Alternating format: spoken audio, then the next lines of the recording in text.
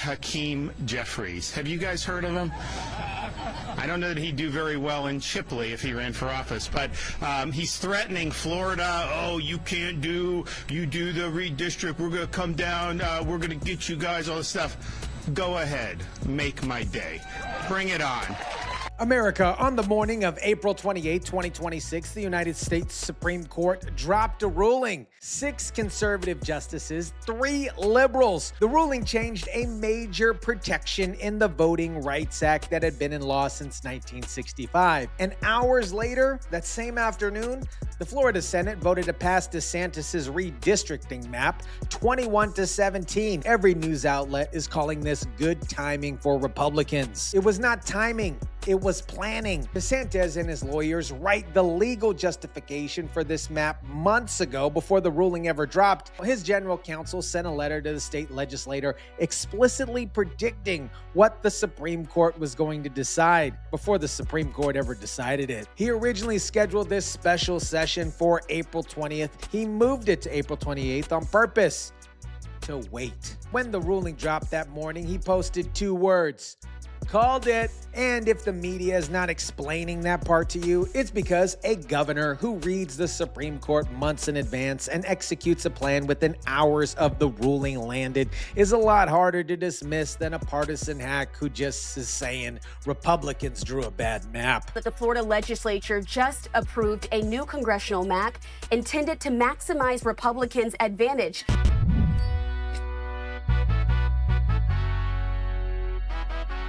What is up, guys? Tyson De La Cruz here. Thank you so much for rocking with me. Quick, simple breakdown of what changed because the numbers are the whole story here. Florida has 28 seats in the United States House of Representatives right now. Republicans hold 20. Democrats hold 7. 1 seat is currently empty because a Democrat just resigned. Think of those 28 seats like a pizza cut into 28 slices. Democrats currently get 7 or 8 slices. Under DeSantis' new map, they get 4. The same pizza, different cuts, same number of people, different lines in the map. The Florida House voted to approve this map 83-28. The vote happened on April 29th. The Senate voted 21-17 that afternoon. Done on his desk. A raucous morning at the state capitol after lawmakers in the House swiftly passed the redrawn congressional map 83-28. Representative Persons Mullica has waived closed. The question now recurs on final passage of HB 1D. The clerk will unlock the machine and the members will proceed to vote. Have all members voted? Have all members voted? The clerk will lock the machine and announce the vote. 83 yeas, 28 nays, Mr. Speaker. Show the bill passes. Read the next bill. None on the desk, Mr. Speaker. A Democrat state representative brought an actual bullhorn to the floor. That is how badly they didn't want this vote to happen, but it happened anyway. And the reason it's legally defensible today in a way it would have been last week is what the Supreme Court did the same morning. Let me explain that. The Voting Rights Act had been around since 1965. It's one of the most important laws in American history. Section 2 of that law said states cannot draw voting maps in a way that it takes away power from minority communities. For decades, that was used to force states to create districts where Black voters and Hispanic voters made up the majority, giving those communities guaranteed representation in Congress. Florida had several of those kinds of districts. DeSantis' new map removes them under the old rules that would have been thrown out in court immediately. Then on the morning of April 28th, the Supreme Court change the rules. The justices in a 6-3 vote, a decision written by Justice Samuel Alito for the other 5 conservatives, are striking down a second majority Black district in Louisiana, ruling that state officials focused on race, and that amounted to an unconstitutional racial gerrymander. Now, this decision is a major one under the Voting Rights Act. Majority minority districts, which have been used for decades, those are exactly the kind of districts DeSantis DeSantis' maps eliminate from Florida. The ruling arrived that morning. Florida voted that afternoon. But here's the part that turns from good timing into something much more deliberate here.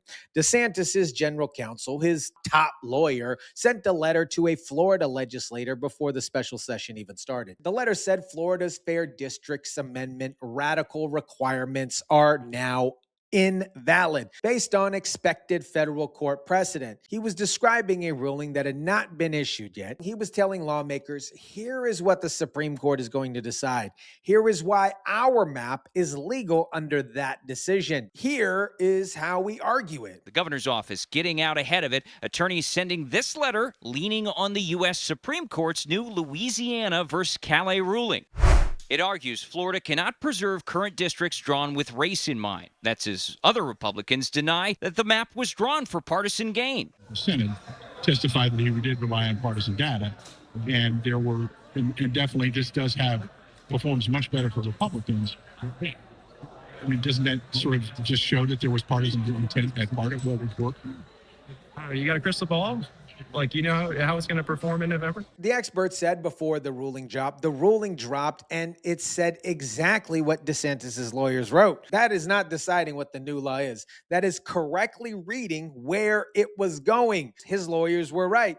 The bet paid. This is not a Florida story. Let me show you exactly what it is. Starting in 2025, Trump asked Republican states to redraw their voting maps mid-decade before the 10-year census window to pick up House seats before November 2026. Texas went first. Republicans flipped 5 seats through redistricting. California and Virginia responded for Democrats. California moved to flip 5 seats in the other direction. Virginia held a ballot referendum and passed a new map that could give Democrats 4 additional House seats. Before Florida moved, the national redistricting math had Democrats even or slightly ahead. Republicans had advantages in about 13 seats worth of redistricting. Democrats had to pull about 10. Virginia almost closed the whole gap. Then Florida voted on April 28th. But because of this Florida fair districts where we cannot talk about partisan gerrymandering or partisan gerrymandering is illegal, you've actually seen less vocal words from the White House. But I think,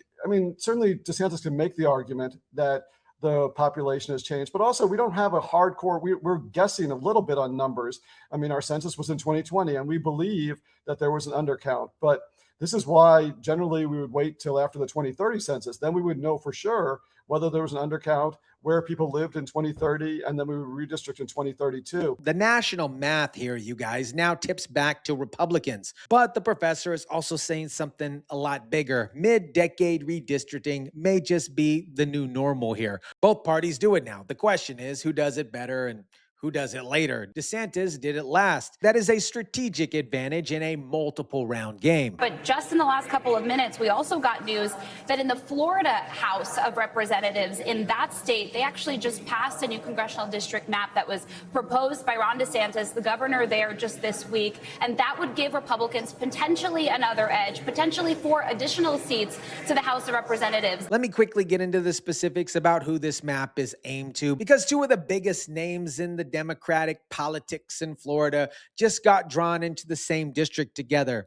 And that's not an accident. Debbie Schultz has been in Congress since 2005. She ran the Democratic National Committee. She's one of the most well-known Democratic figures in Florida. Her district has been drawn for years to make sure that Debbie Schultz wins. Under the new map, that district essentially disappears. Finito burrito. Gone. Jared Moskowitz, one of the fastest rising Democrats in the country. He's younger. He goes viral. He's been doing aggressive cable news hits against Republicans for 2 years. His district is also redrawn. And DeSantis put them in the same place. What does this mean for the voters, especially Congressperson Wasserman Schultz and also Jared Moskowitz, completely changing their districts, 2 Democrats? it puts the voters in harm's way. It further divides the community. So now what, is Jared and Debbie going to go run in Congressional 20, which is clearly a minority black seat? It divides our community, and it's not fair to elected officials who the people have chosen over and over again to represent and to serve them. She's explaining that two sitting incumbents who her party relies on now have to decide whether to run against each other, retire, or jump into unfamiliar districts. By June 12th, might I add, that is a candidate filling deadline, 6 weeks from vote to decide here. And Kathy Castor in Tampa and Darren Soto in Orlando, whose majority Hispanic district was specifically built under the rules that just got eliminated. And here's a piece of the story that every Democrat lawsuit is going to open with, and it's genuinely the most uncomfortable part of how April 28th actually went down. DeSantis' office sent a proposed map to Fox News before sharing it with Florida state senators who were going to vote the next day. A Democratic state senator confirmed this on the record. He called it proof that the process was, quote unquote, illegally rigged. And he said sharing the partisan map with a news outlet before sharing it with elected lawmakers shows exactly what this was about. And here's the part that even some Republicans couldn't defend. A veteran Republican operative speaking to NBC, our favorite leftist lamestream media outlet, said in the background, "This is wild. I don't know how you can argue with the red and blue map released from the governor's office doesn't show some form of partisan intent." A Republican said that. If they go down the road of a DeSantis dummy mander, the Florida Republicans are going to find themselves in the same situation as Texas Republicans, who are on the run right now. Dummymandering from Hakeem Jeffries is a term for gerrymandering that backfires on a party that drew it. The concern being raised by Republicans themselves is that to create 4 new GOP-leaning seats, DeSantis had to spread existing Republican voters thin. Safe Republican seats become less safe. If 2026 is a bad year for Republicans nationally, and some polls suggest that it might be, those thinner margins can flip those seats that they currently hold comfortably. DeSantis is betting 2026 is not that year. Cook Political says this is, quote unquote, probably a +2 or +3 map, not a +4. I want to give Dollar Store Obama Hakeem Jeffries his full statement because he made a specific argument and it deserves a specific answer. It is blatantly unconstitutional. If Ron DeSantis wants a different map, he should do what Democrats did in California and Virginia. Take it to the voters, Ron. California took it to voters with a ballot question so confusingly worded that analysis called it misleading. Virginia passed theirs by 51%, meaning half of the state disagreed. Neither side here, you guys, is running a pristine process. Both sides are maximizing their advantage by whatever method is available to them in their state. Hakeem Jeffries knows that. Dollar Store Obama knows that. He's just hoping that you don't. Governor DeSantis has made clear as much as he can that this isn't about partisanship as much as representation for Floridians. The state has grown a lot. There's been a lot of questions about whether they even got the right number of House seats that Florida has been pushing for. And because of the changing in demographics and population trends, he's saying that's a necessity. Now, what is it really? Again, that'll be for a judge to sort out. But I think it's been pretty clear in public statements as well as in private conversations, this is about getting an edge and pushing as much of an edge as you can going into the midterms. Rick Klein said out loud what the Washington Press Corps rarely say out loud. This is about getting an edge. Absolutely. Yes, that's what redistricting has always been. Parties have done this for 200 years. The difference now is the national stakes. House control in November 2026 may come down to whether maps survive the legal challenges in Florida courts that are about to start. 8 states, both parties now mid-decade redistricting. The old once every 10-year rule is essentially gone. And the courts in Florida are already on their next battlefield because DeSantis appointed 6 of 7 Florida Supreme Court justices. Democrats filed the justices rule first, then it goes federal, and federal courts are operating under the same ruling DeSantis predicted and built his plan around. America, here's the thing that nobody's saying plainly about April 28th, 2026. DeSantis didn't just win a vote. He executed a multi-month plan where he correctly predicted a Supreme Court ruling, wrote the legal justification in advance, moved the legislation date specifically to wait for the ruling, and had the vote done the same afternoon the ruling landed. The legal challenges are going to land first in Florida's Supreme Court. Democrats will then appeal to federal courts. The same federal courts now operating under the ruling eliminated the radical protection argument Democrats are counting on the most. The legal battle is not a mystery. The battlefield was already chosen before the maps were even drawn. And two of the senators who voted against this as Republicans, both from Miami-Dade County, did so because they are in competitive races this year and believe the new lines make their own seats harder to hold. That's the quote-unquote dummy mandering risk from inside DeSantis' own party. He called the Supreme Court right. Whether he called November right is a different question. But one thing you can't call him is unprepared. Let me know what you think about this. Drop it down in the comment section down below. Smash the like button if you kindly would. Share, subscribe, and as always, guys, I'll catch you on the next one.